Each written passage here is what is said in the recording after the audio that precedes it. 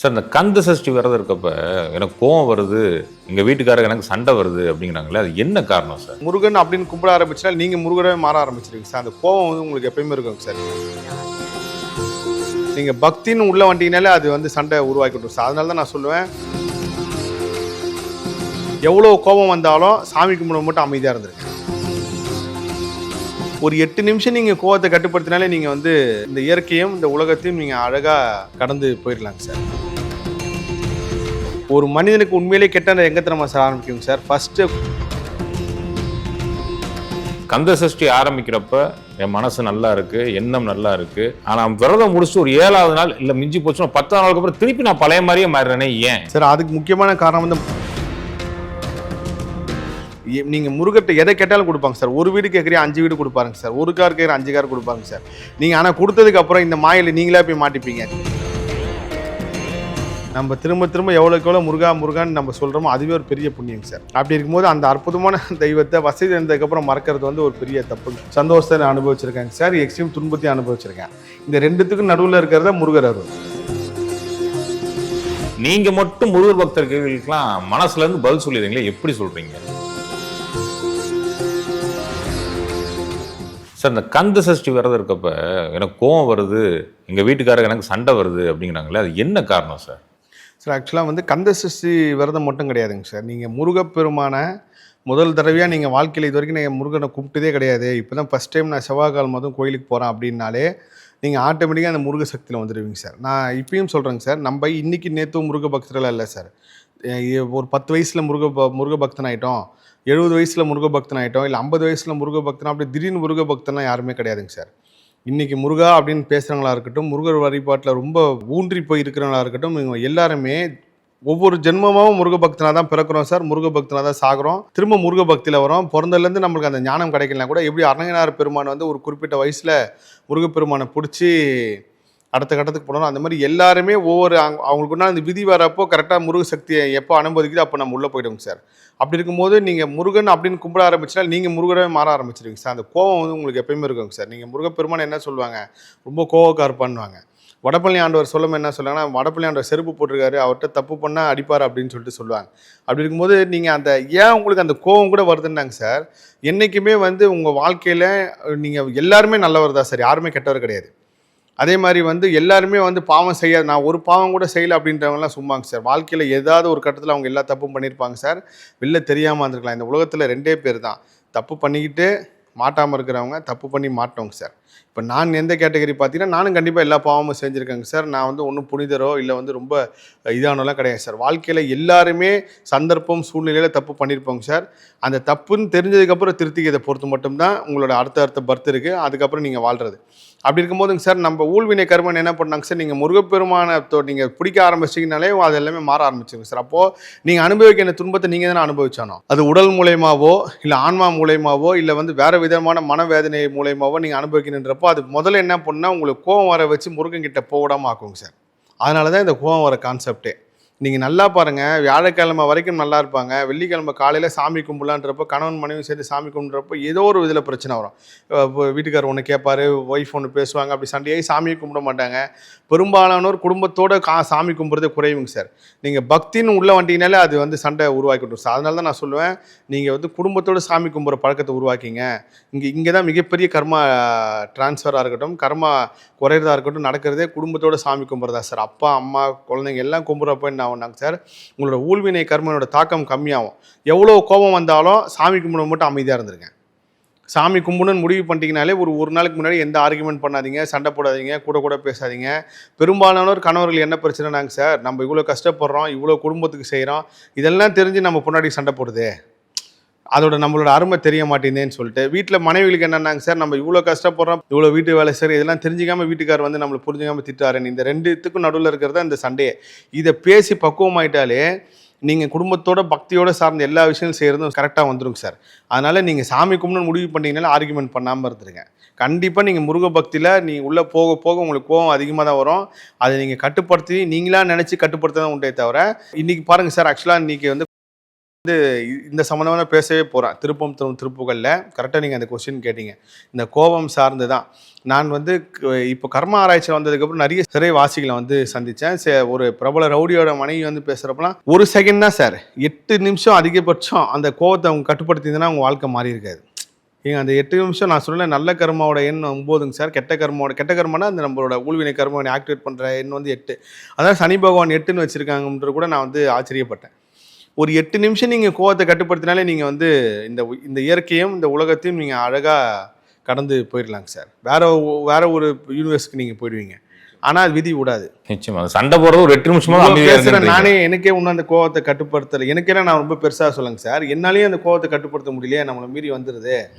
இப்போ கொஞ்சம் கொஞ்சமாக குறைச்சிக்கிட்டு இந்த கோவிலில் போனால் செக்யூரிட்டிங்க சண்டை போடுறது, கோவிலில் போனால் கோவில் ஸ்டாஃப் சண்டை போடுறது எல்லாமே நான் உணர்ந்து அனுபவித்த விஷயம் தான் சொன்னேன். திருச்செந்தூரில் நான் சொன்னேன் பாருங்கள், உண்மையிலே ஒருத்தர் வந்து உங்களோட காணொலியை நீங்கள் டைரெக்டாக போட்டிங்க. ஆக்சுவலாக சார் நீங்கள் உங்கள் பேட்டியை வந்து பார்க்குறதுக்கு முன்னாடி தான் திருச்செந்தூரில் கோயில் செக்யூரிட்டிக்கு எனக்கு சண்டைங்க சார். நான் யார் தெரியுமா, உன்னை சட்டையை கழட்டாமல் விட மாட்டேன் பாருன்னு சொல்லி மிரட்டிட்டு வந்தேங்க சார். யதார்த்தமாக உங்கள் காணொலி பார்த்ததுக்கப்புறம் சார் நம்ம எவ்வளோ பேர் தப்பு பண்ணியிருக்கேன்ட்டு அவ்வளோ கூட்டத்துலேயும் அந்த செக்யூரிட்டியை போய் தேடி மன்னிப்பு கேட்டு வந்தேன்னார். ஒரு மனிதனுக்கு உண்மையிலே கெட்ட எங்கே தினமா சார் ஆரம்பிக்குங்க சார். ஃபஸ்ட்டு ஹோட்டலில் சாப்பிட போகிறோம்ல, சர்வ் பண்ணுறவங்களோ இல்லை டேபிள் துடைக்கிறவங்களோ அங்கே தான் அவனோட வந்து கெட்ட நேரம் ஆரம்பிக்குங்க சார். ஒன்று அவங்கள அடிச்சிருவாங்க, இல்லை அவனை கேவலமாக பேசிடுவாங்க, அவங்களை ஏதாவது ஒரு துன்புறுத்திடுவாங்க, அங்கேருந்து அவங்க நேரம் ஸ்டார்ட் ஆகிடுங்க சார். இப்படி தான் இயற்கை வருது. அதுக்கப்புறம் சிவனேன்னு ஒரு செக்யூரிட்டி வேலை செஞ்சுட்டு இருப்பாங்களேங்க சார். செக்யூரிட்டியாக இருக்கிறவங்களுக்கு கோவம் அதிகமாக வருங்க சார். ஒன்று அந்த செவ்வாய் கிரகம் சார்ந்த ஒன்று, இன்னொன்று செக்யூரிட்டியாக இருக்கிறவங்க எல்லாருமே நல்ல குடும்பத்தில் பிறந்து நல்ல வேலையில் இருந்து நல்ல ஒரு வசதி வாய்ப்போடு இருந்து நீ குடும்ப சூழ்நிலை காரணமாக செக்யூரிட்டியாக இருக்காங்க. இன்றைக்கி 99% செக்யூரிட்டியாக இருக்கிறவங்களும் அதுதான். நல்லா வாழ்ந்துருப்பாங்க, நல்ல வீடு வாசல் இருந்திருக்கும், புள்ள சரியில்லாமல் இருந்திருக்கும், இல்லை மகள் சரியில்லாமல் இருந்திருக்கும், மனைவி இல்லாமல் இருந்திருக்கும். அதனால் அவங்க எல்லாத்தையும் விட்டுட்டு செக்யூரிட்டி வரப்போ அவன் எப்பயுமே நம்ம எப்படிலாம் வாழ்ந்தோம் பாரு, இன்றைக்கி ஒரு வாட்ச்மேனாக இருக்கமேன்னு அந்த கோவத்தில் தான் கார் பார்க்கிங் விட்றவங்ககிட்டையும் மற்றவங்கள்ட்ட சண்டை போகிறது. இவங்க என்ன பண்ணுவாங்க, இவங்க கெட்ட நேரம் கரெக்டாக நீங்கள் அந்த செவ்வாய் சனின்னு சொல்லி ஐயா முருகேசன் ஐயா கூட சொல்லுவார் பாருங்க.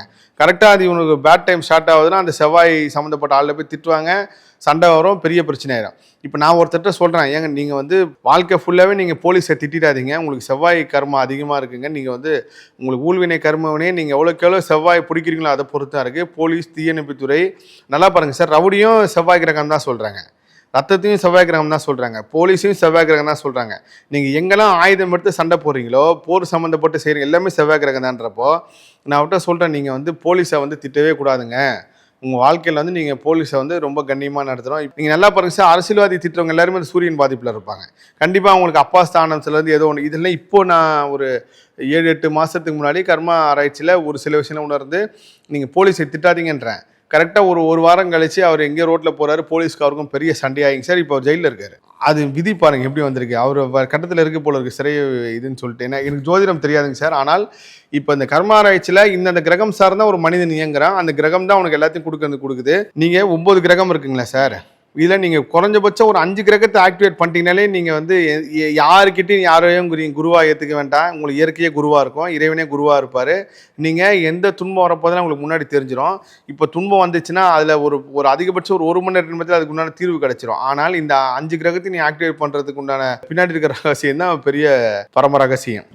இதை தெரிஞ்சுக்கணும். மலேசியாவில் வந்து மோகன் என்கிட்ட கேட்டாருங்க சார், என்னென்னா அண்ணா நீங்கள் இந்தந்த கிரகத்தை ஆக்டிவேட் பண்ணுங்கன்றீங்களே, அப்போது இதெல்லாம் ஆக்டிவேட் பண்ணாமல மனிதன் வாழ்ந்துட்டு தானே இருக்கான் அப்படின்னாரு. அப்போ நான் சொன்னேன், ஐயா நான் அந்த கிரகத்தை ஆக்டிவேட் பண்ணுறதுனால நான் இங்கே இருக்கேன்.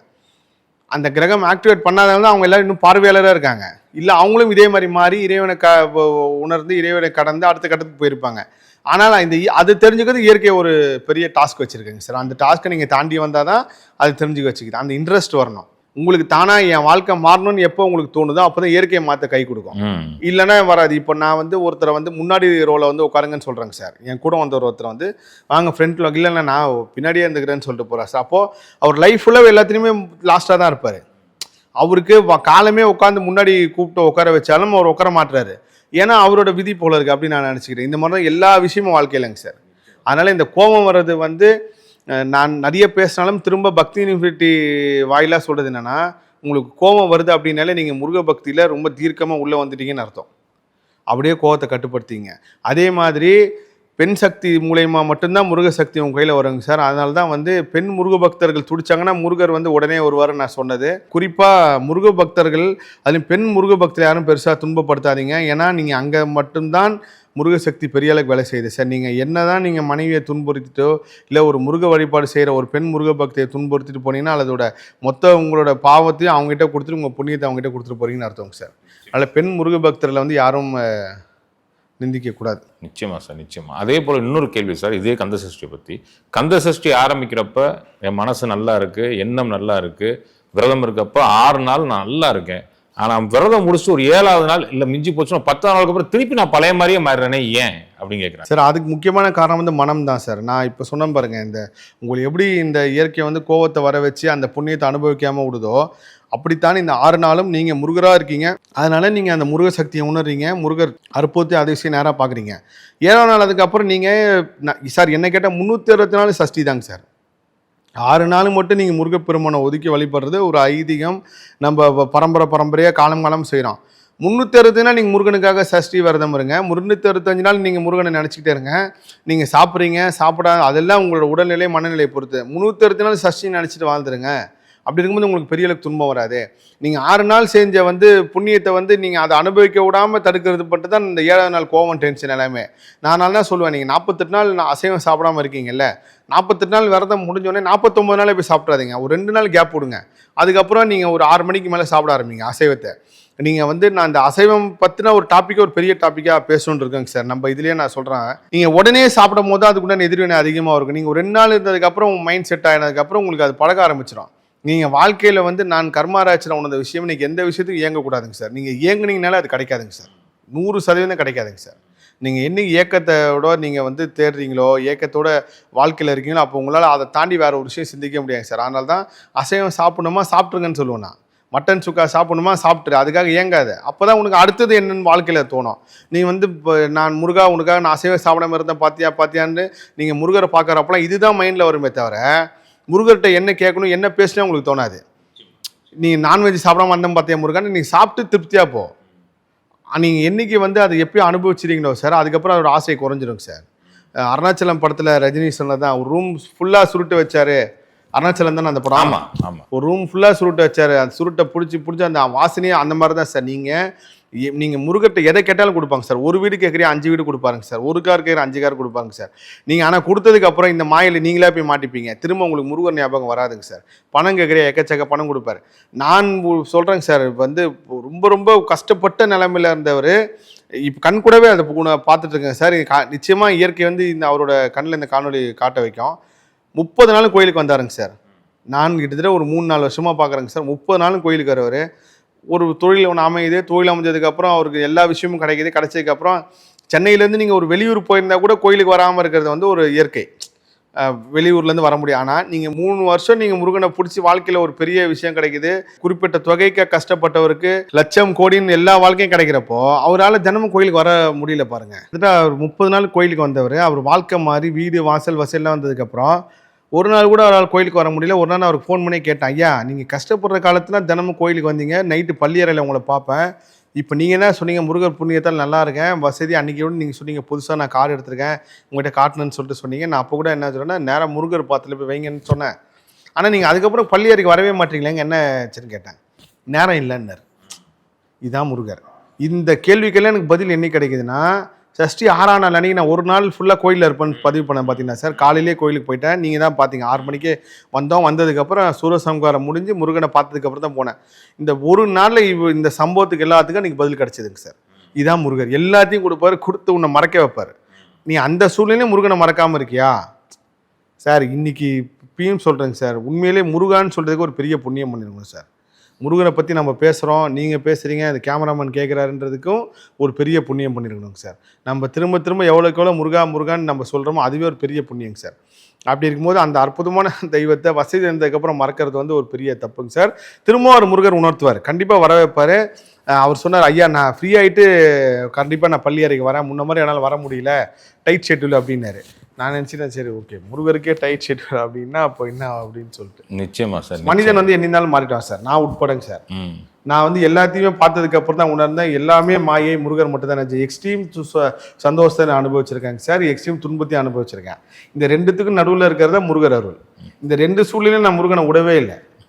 என்ன கொடுத்தாலும் முருகர் பாத்துலே தானே இருக்கேன். ம். வெளிநாடு போயிட்டு வந்தாலும் சரி சார், வெளிநாடு போறதுக்கு முன்னாடி சார் முருகனையும் பார்க்காம போவே மாட்டேன். கோபுரத்தையாவது பார்த்து கும்பிட்டு தான் போவேன் நான். அது 3 இது மணி என் ஆனாலும் பக்தி. போய் கோபுரத்தை பார்த்து இது என் பக்தி சிறந்த பக்தின்னு இல்லைங்க சார். முருகர் இது எதிர்பார்க்கறாருங்க சார். முருகர் சத்தியமா இது எதிர்பார்ப்பாருங்க சார். நீ எந்த அளவுக்கு வர, எல்லாம் வேணும்னு கேட்கறியா இல்ல நான் வேணும்னு கேட்கறியான்னு முருகர் பாப்பாருங்க சார். இது சத்தியம் சார். நிச்சயமா சார். சார் எனக்கு ரொம்ப நாளா அந்த சந்தேகம் நம்ம உறவுகளுக்கு இருக்கும்.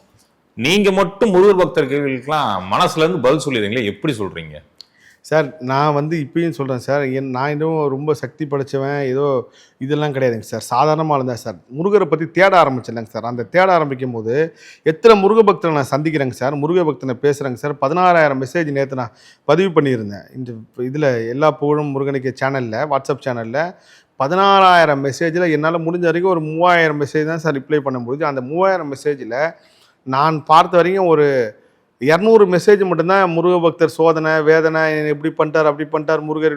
ஆனால் 2,800 மெசேஜும் சார் என்ன அற்புதம் பண்ணியிருக்காரு தெரியுமாங்க சார். சார் என்ன அற்புதம், ஒரே ஒரு அற்புதம் சொல்ல சார். ஒரு அம்மா தன் பொண்ணுக்கு வசதி இருக்குது சார், நல்லா கேட்டுங்க, வசதி இருக்குது, கிட்னி மாற்றணும்னு சொல்கிறாங்க, எல்லா சூழ்நிலையும் இருக்குங்க சார். 2 சம்பவம் சார். நீங்கள் பணத்துக்காக ஒன்றே கிடைக்காதுன்னு சொல்கிறீங்க, எல்லாமே இருக்குது சார். அந்த பாசிட்டிவ் அவங்களுக்கு உண்டான அந்த ரத்தம் கிடைக்கல, டோனர் கிடச்சிட்டார், எல்லாம் கிடச்சிட்டாங்க. ரேரா ஹாஸ்பிட்டலில் வந்து கிட்னி எல்லாமே தயார் பண்ணிட்டாங்க சார். டிரான்ஸ்பிளேஷன் பண்ணணும். ஆமாங்க சார். அவங்களுக்கு ஒரு பாதிப்புங்க சார். அப்போது கடைசி சூழ்நிலை இந்த ஆப்ரேஷன் தள்ளி போகிற மாதிரி ஒரு சூழ்நிலை வருதுங்க சார். இந்த அம்மா எதுவுமே பண்ணல சார். நேராக திருப்பூர் கந்தசாமி கிட்ட போய் சொல்லும் போதே எனக்கு சிலிக்கு சார். அவங்க அமிச்ச மெசேஜை பார்த்து நான் ஃபோன் பண்ண சொல்கிறாங்க, நீ இருக்கிறது நிஜம்னா நான் இங்கேருந்து ஹாஸ்பிட்டலுக்கு போகிறதுக்குள்ளே என் பொண்ணுங்க ஆப்ரேஷன் தேதி நடக்கணும், கிடைக்கணும், இல்லைன்னா இதோட உன் பக்கம் வரேன் சார்ப்பா. எனக்கு அவங்க பேசுறதை கேட்டு சிலிருக்குது. இல்லைன்னா இதோட பக்கம் வரமாட்டேன்னு சொல்லி சார் திருப்பூர்லேருந்து கிளம்பி அவங்க ஹாஸ்பிட்டலில் அந்த பள்ளிக்கரணை அந்த குரோம்பேட்டை அந்த ரேலா ஹாஸ்பிட்டல் ஒன்று இருக்குது சார், போகிறதுக்குள்ள ஃபோன் வருதாங்க சார். வெளிநாடு போகிற அந்த டாக்டரோட ப்ரோக்ராம் கேன்சல் ஆயிடுச்சு, அதுக்காக அவங்க ஆப்ரேஷன் வச்சுக்கலான்னு சொல்லிட்டாங்க சார். இது கூட அதிசயம் இல்லை சார். அந்த டாக்டர் பேர் சுப்பிரமணி சார். இது அந்த அம்மா சொன்னாங்க சார். இது வந்து இப்படிலாம் அதிசயம் பண்ணுறாருங்க சார் முருகர் இந்த கலியுகத்தில். நீங்கள் அவ்வளோ அற்புதம் அதிசயங்கள் பண்ணிட்டு இருக்காருங்க சார். இது ஒன்று. இன்னொன்று, இப்போ ஐடியில் ஒர்க் பண்ணுற ஒரு பொண்ணு வாழ்க்கையில் முதல்ல இப்போ தான் சென்னையை பார்க்குறாங்க சார். சென்னையில் யாருமே தெரிஞ்சவங்க கிடையாது. இங்கே வந்து நம்ம இந்த முதல் பட்டதாரின்னு சொல்லுவாங்களே, நம்மளால நம்ம குடும்பம் மேலே அடைய போகுது அப்படின்னு சொல்லி சந்தோஷமாக அந்த பொண்ணு வந்ததுக்கப்புறம் திடீர்னுட்டு இதே அவங்க அம்மாவுக்கு ஒரு பிரச்சனையாகிடுது. பிரச்சனையாகி அங்கே கூட பார்த்துக்காரு எல்லா அப்பா கிடையாது, கூட பிறந்தவங்க எல்லாருமே தனித்தனியாக கல்யாணம் ஆகி போயிட்டாங்க. இந்த பொண்ணு வந்து நம்ம கஷ்டப்பட்டு வேலை செஞ்சு இது அம்மாவை காப்பாற்றிடலாம் அப்படின்னு சொல்லி இங்கே வேலை செய்கிற பொண்ணுக்கு வந்து ஒரு 3ஆவது மாதத்தில் ஒரு பெரிய துன்பம் வருதுங்க சார். அந்த துன்பம் வந்து அது பொதுவெளியில் சொன்னாலும் எப்படி இருக்குன்னு தெரியல, அப்படிப்பட்ட ஒரு துன்பம். இந்த பொண்ணு வாழ்க்கையில் முருகனே கும்பிட்டதே கிடையாதாங்க சார், பக்தியே கிடையாதுங்களாங்க சார். சோழிங்கநல்லூரில் ஒரு ஐடி கம்பெனியில் வேலை செய்கிறாங்க. இந்த பொண்ணுக்காக ஆனால் அவங்க அம்மா வேண்டியிருக்காங்க, இந்த மாதிரி ஒரு துன்பம் வந்துருச்சு. இப்போது நீங்கள் ஒரு ஹாஸ்பிட்டலுக்கு போகிறீங்க சார், ஜென்ரலான செக்கப்னு போயிட்டு திடீர்னு உங்களுக்கு இந்த ஒரு நோயின்னு சொல்லிட்டு என்ன பண்ணுவீங்க, எப்படி இருக்கும்? அந்த மாதிரி இந்த பொண்ணு பெரும் கனவோட வந்த பொண்ணுக்கு ஒரு சாதாரண ஒரு மயக்கம் வருது. மயக்கம் வந்ததுக்கப்புறம் போனால் டாக்டர் இதே அதேடுன்னு சொல்லி மூளையில் ஒரு சம்மந்தப்பட்ட ஒரு பிரச்சனை இருக்குன்னு சொல்லிட்டாங்க. அலறுது. பொண்ணோட அம்மா வந்து பெரிய முருக பக்தர். திருச்சி வயலூர் கோயிலில் போய் முருகனுக்காக வேண்டிக்கிறாங்களாம். என்ன வேண்டுறாங்களாங்க சார், நான் வந்து என் பொண்ணுக்கு இந்த வந்த பிரச்சனை குணமாயிடுச்சுன்னா நான் உனக்காக இதை செய்கிற முருகன் ஒரு விஷயம் வேண்டிக்கிறாங்க சார். அதேமாதிரி குணமாகி அந்த பொண்ணுக்கு ரிப்போர்ட் எடுக்க போகிறப்போ மிராக்கல் உங்களுக்கு வந்து அந்த கட்டியை வந்து நம்ம ஆப்ரேஷன்லாம் பண்ண வேண்டியதில்லை, இந்த ஒரு அதிநவீன இது மூலயமாவே நம்ம பண்ணலாம். அதுக்கு அந்த பொண்ணு ஐடியில் ஒர்க் பண்ணுறதுனால அதுக்கு full and full medical insurance claim பண்ணி அதிலே பண்ணிக்கலாம் அப்படின்னு சொல்லலாம். பெரிய மிராக்கல் தானே சார். 2 ரிப்போர்ட்டுமே அந்த அம்மா எனக்கு அனுப்பிச்சாங்க சார். அன்னிலேருந்து இந்த பொண்ணு பெரிய முருக பக்தி ஆகிட்டாங்க. அந்த அம்மா சொன்னாங்க, நான் முருகர் சாட்சியாக வரேன், நீங்கள் கண்டிப்பாக எப்போ ஆனாலும் சொல்லுங்கள் அப்படின்னு. இந்த மாதிரி இவ்வளோ அற்புதம் அதிசயம் இருக்குது. ஒரு 200 பேருக்கு நடக்கலைன்றா கூட இவங்க எல்லாமே ரொம்ப பாவப்பட்டங்களோ இல்லை வந்து முருகர் பார்வை படாதவங்களும் கிடையாது. அந்த அளவுக்கு நம்ம ஊழ்வினை கருமனே நம்ம பேங்க்கில் அதிகமாக இருக்குது. அந்த அக்கௌண்ட்டில் அது அதிகமாக இருக்கிறதுனால தான் இந்த டென்ஷன். இது எல்லாருமே நீங்கள் சீக்கிரமாக குறைக்க அதுக்கு தான் இந்த சஷ்டி விரதம்னு ஒரு படம் நான் பாருங்கன்ட்டு சொல்லியிருந்தீங்க. இப்போ கூட அந்த படம் வந்து ஒரு பல சந்தைகளுக்கு வந்து பதிலாக இருக்குங்க சார். அதனால் நீங்கள் என்றைக்குமே முருகர் நம்மளை கைவிட மாட்டான்னு நம்பணுங்க சார். நிச்சயமாக சார். ஸோ அதனால் வந்து நான் உணர்ந்த மாதிரி நீங்களும் கண்டிப்பாக முருகரை உணர்வீங்க சார். அது வந்து எல்லாருக்குமே அந்த பக்தி நிலை வருங்க சார். எனக்கு இந்த வயசில் வந்ததே ஒரு பெரிய லேட்டுன்னு தான் நான் சொல்லுவேங்க சார். ஏன்னா வடப்பள்ளி கோயில் இப்போ அந்த ஏரியாலே பிறந்து அங்கேயே வளர்ந்து கிட்டத்தட்ட ஒரு இத்தனை நாளும் நம்ம வேஸ்ட் பண்ணியிருக்கோமே முருகனை பார்க்காம அப்படின்றது வந்து நான் இப்போ வந்து ரொம்ப ஃபீல் பண்ணுறேங்க சார். இத்தனை லேட்டாக போனதுக்கே முருகர் இவ்வளோ பெரிய வாழ்க்கை கொடுத்துருக்காருண்ணா, பிறந்ததுலேருந்தே முருகனை போய் பார்த்துருந்தா எவ்வளோ பெரிய அற்புதம் பண்ணியிருப்பாருங்க சார்ன்றது நான் ஃபீல் பண்ணுறேன். உண்மையிலே வந்து எல்லாருக்குமே வந்து பதில் கிடைக்கிறது வந்து நான் கிடையாதுங்க சார். முருக சக்தி அவங்களுக்கு சொல்ல வேண்டிய விஷயத்த சொல்ல வைக்கிறது, அப்படி தான் பதில் கிடைக்குதுங்க சார். எதுவுமே இங்கே நானோ இல்லை என் சிந்தனையோ என்னோட அறிவெல்லாம் கிடையாது சார். எல்லாமே முருகப்பெருமான் கருணை தான் சார். அருமை சார், அருமை. சார், இந்த வடபள்ளி முருகன் கோயிலில் முருகர் வந்து உலகத்துக்கே ஒரு பெரிய தத்துவத்தை சொல்ல வர்றாருன்னு சொன்னீங்களா சார்? அது என்ன சார்? சார் ஆக்சுவலாக வந்து பெரிய ஆச்சரியம் சார். இந்த ஒரு விஷயம் தெரிஞ்சது கூட அன்னைக்கு ஒரு நாள் நம்ம அந்த சூரசம்காரம் அன்னைக்கு இருந்தோம் பாருங்க, அது மூலியமா தான் இந்த மாதிரி ஒரு தத்துவத்தை முருகப்பெருமான் சொல்றது தான் பொருத்தமா இருக்குன்னு சொல்லி அது இயற்கை வந்து இந்த பக்தி இன்ஃபினிட்டி மூலயமா சொல்லி தான் தெரியல. ஆனால் ஒரு பெரிய ஆச்சரியம் என்னன்னா